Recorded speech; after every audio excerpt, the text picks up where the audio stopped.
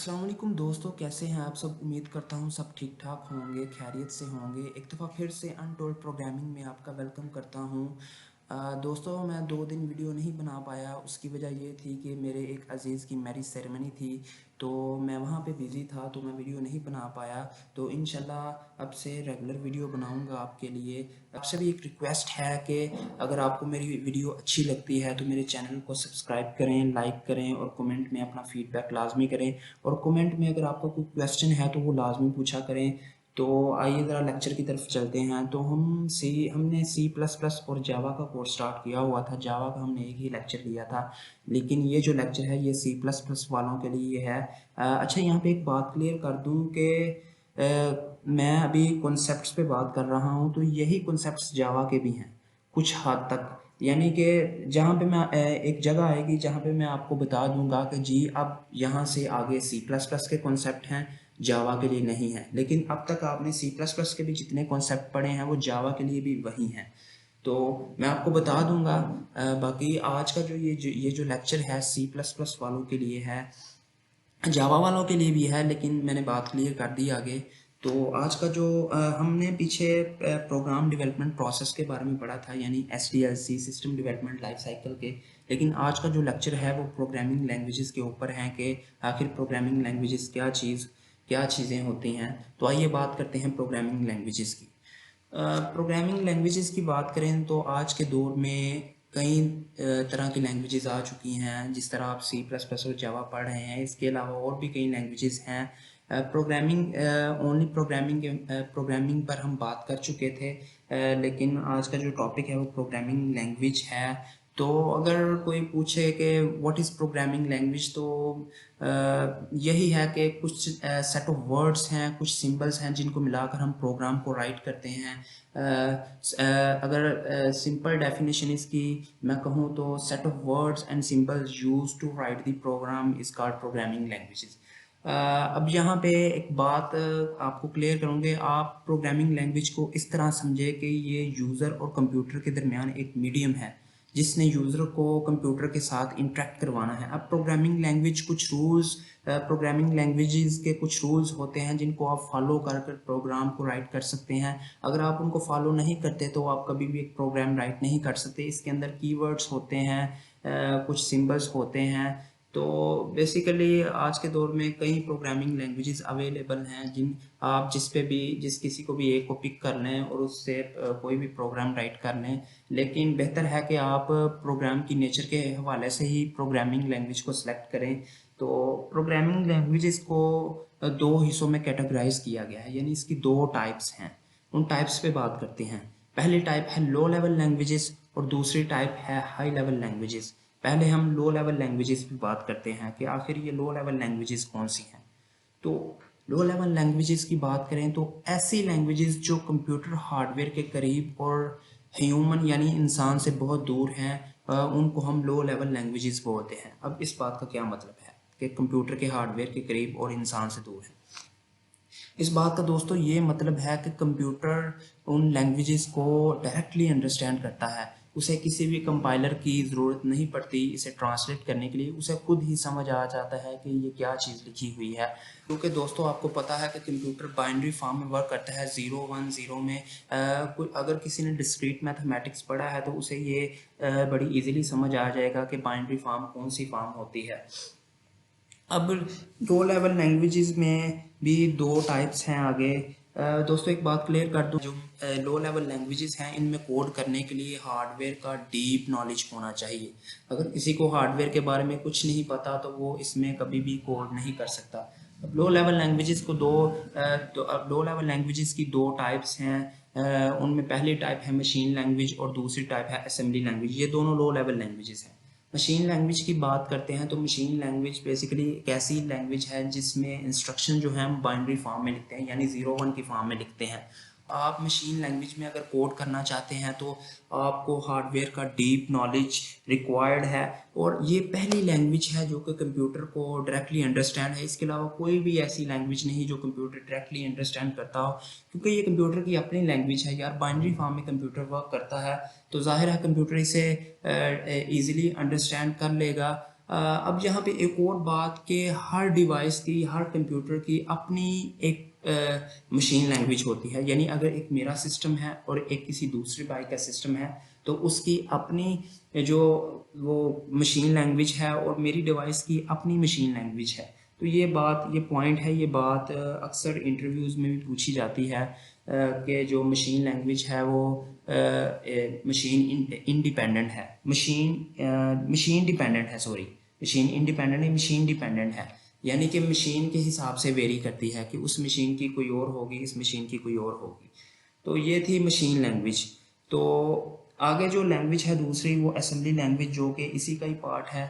Assembly language machine language से एक step higher है। यानी आप समझ लें कि ये भी लो लेवल लैंग्वेज है, लेकिन ये थोड़ी ह्यूमन के भी करीब है और मशीन के भी करीब है। इसमें आप कोड इस तरह करते हैं कि आपके पास अगर आपने किसी चीज़ को ऐड करवाना है तो आप ऐड का सिंबल ऐड कर दें तो वो ऐड कर दे। अगर सब्ट्रैक्शन करवानी यानी माइनस करवाना है तो सब का सिंबल। अब ये जो ऐड और सब, ये जो सिंबल्स हैं, इनको हम निमोनिक्स बोलते हैं। क्या बोलते हैं? निमोनिक्स। अब असेंबली लैंग्वेज को कंप्यूटर पर रन करने के लिए एक असेंबलर चाहिए होगा। अब ये कंप्यूटर इसे डायरेक्टली अंडरस्टैंड नहीं करता, लेकिन है ये भी लो लेवल लैंग्वेज। ये भी सिस्टम सॉफ्टवेयर्स को बनाने के लिए यूज़ होती है, लेकिन कंप्यूटर इसे डायरेक्टली अंडरस्टैंड नहीं करता। कंप्यूटर सिर्फ एक लैंग्वेज को ही डायरेक्टली अंडरस्टैंड करता है और वो है सिर्फ मशीन लैंग्वेज। तो दोस्तों ये थी दो लो लेवल लैंग्वेजेस जिसकी हमने बात की। तो आगे जो दूसरी कैटेगरी थी वो थी हाई लेवल लैंग्वेजेस। पहले हम लो लेवल लैंग्वेजेस पढ़ चुके हैं, तो दूसरी है हाई लेवल लैंग्वेजेस। अब ये हाई लेवल लैंग्वेजेस कौन सी लैंग्वेजेस हैं? ऐसी लैंग्वेज जो ह्यूमन के करीब और कंप्यूटर के हार्डवेयर से बहुत दूर हैं, इनको हम हाई लेवल लैंग्वेजेस बोलते हैं। वो इसलिए कि इसमें हम जो इंस्ट्रक्शन लिखते हैं वो सिंपल इंग्लिश की तरह होती हैं। जिस तरह हमने एल्गोरिदम में भी पढ़ा था कि इसमें इंस्ट्रक्शंस इस तरह होंगी, प्रिंट, इनपुट, इस तरह की हम इंस्ट्रक्शंस को लिखेंगे। लेकिन इसमें भी कुछ कीवर्ड्स होंगे, कुछ प्री डिफाइंड इंस्ट्रक्शंस होंगे जिनको आप चेंज नहीं कर सकते। लेकिन ये जो जो हाई लेवल लैंग्वेजेस में जो हम कोड करते हैं, ये ह्यूमन को डायरेक्टली अंडरस्टैंड होता है, लेकिन कंप्यूटर हार्डवेयर को डायरेक्टली अंडरस्टैंड नहीं होता। कंप्यूटर को अंडरस्टैंड करने के लिए कंपाइलर की ज़रूरत होती है, जो कि हमारे हाई लेवल लैंग्वेज के कोड को कन्वर्ट करता है मशीन लैंग्वेज के अंदर। अब जो हाई लेवल लैंग्वेजेस हैं इनको भी आगे फर्दर डिवाइड किया गया है, फर्दर कैटेगरीज हैं। उनमें तीन कैटेगरीज हैं: procedural languages, object oriented languages, non procedural languages. आज हम सिर्फ प्रोसीजरल लैंग्वेजेस की बात करेंगे। ऑब्जेक्ट ओरिएंटेड लैंग्वेजेस और नॉन प्रोसीजरल लैंग्वेजेस को हम कल डिस्कस करेंगे। तो दोस्तों आइए ज़रा प्रोसीजरल लैंग्वेजेस की बात करते हैं। तो ऐसी लैंग्वेजेस जो थर्ड जनरेशन की लैंग्वेजेस हैं, जिनमें जो इंस्ट्रक्शंस है वो प्री डिफाइंड हैं, आप उन्हें चेंज नहीं कर सकते, उन्हें हम प्रोसीजरल लैंग्वेजेस बोलते हैं। अब कंप्यूटर इन जो इंस्ट्रक्शंस उसमें लिखी जाती हैं उसको एग्जीक्यूट ऐसे ही करता है जैसे जिस तरतीब से वो लिखी गई हैं। इसमें ईच इंस्ट्रक्शंस कंप्यूटर को ये बताती है कि क्या करना है, ये नहीं बताती कि कैसे करना है। यानी आपने कंप्यूटर के बारे में, सॉफ्टवेयर के बारे में ये चीज़ सुनी होगी कि what talks to perform and how to perform. यानी कि आपने सिर्फ इस प्रोसीजर लैंग्वेज आप सिर्फ बताएंगे कि क्या करना है, कैसे करना है, आप ये नहीं बताएंगे। तो कुछ प्रोसीजर लैंग्वेजेस हैं, उन पे हम थोड़ी थोड़ी बात करेंगे, डिटेल पे बात नहीं करेंगे। अगर डिटेल पे बात करेंगे तो लेक्चर काफ़ी लंबा हो जाएगा। लेकिन अगर आप फिर भी चाहते हैं कि इन लैंग्वेजेस के बारे में डिटेल में जानना चाहते हैं तो मुझे कमेंट में लाजमी बताइएगा, मैं इस पर एक वीडियो बना दूँगा। तो जो मोस्ट इंपॉर्टेंट प्रोसीजर लैंग्वेजेस हैं उनकी बात करते हैं। पहली जो लैंग्वेज है वह है फोर्ट्रॉन। अब फोर्ट्रॉन स्टैंड फॉर है फार्मूला ट्रांसलेशन। हम ऐसे इनकी बात करेंगे कि हम लैंग्वेज के बारे में बताएंगे और इसका मेन पर्पस बताएंगे। ये दो चीज़ें हम इसमें बयान करेंगे। तो फोर्ट्रॉन का स्टैंड फॉर है फार्मूला ट्रांसलेशन। अब ये लैंग्वेज बेसिकली बनाई इसलिए गई थी कि इससे आप साइंटिफिक और इंजीनियरिंग एप्लीकेशंस बना सकें। ये लैंग्वेज बनी ही इस चीज़ के लिए। अब साइंटिफिक और इंजीनियरिंग एप्लीकेशंस कौन सी हैं? जिस तरह आप एरोप्लेन की एप्लीकेशन होती है, उसके अलावा आपने कोई प्रोडिक्शन करनी है उसकी एप्लीकेशन, तो इस तरह की एप्लीकेशन के लिए ये फोर्ट्रॉन बनी थी। आगे जो दूसरी लैंग्वेज है थर्ड जनरेशन की वो है बेसिक। तो बेसिक स्टैंड फॉर है beginner all purpose symbolic instruction code. ये बेसिकली 1960s में बनाई गई थी और इसका जो मेन पर्पस था वो स्टूडेंट के लिए था कि प्रॉब्लम को सॉल्व करना था, यानी छोटी छोटी प्रॉब्लम को ये सॉल्व करती थी। इसका पर्पस स्टूडेंट के लिए था कि स्टूडेंट का प्रोग्रामिंग की तरफ रुझान बढ़े और स्टूडेंट इससे कुछ स्किल्स गेट करे, क्योंकि ये छोटी छोटी प्रॉब्लम को सॉल्व करती थी। अब जो तीसरी लैंग्वेज है वो है कोबोल। कोबोल स्टैंड फॉर है कॉमन बिजनेस ओरिएंटेड लैंग्वेज। ये स्पेसिफिकली डिज़ाइन की गई थी बिजनेस एप्लीकेशंस के लिए। ये भी 1960s की लैंग्वेज है।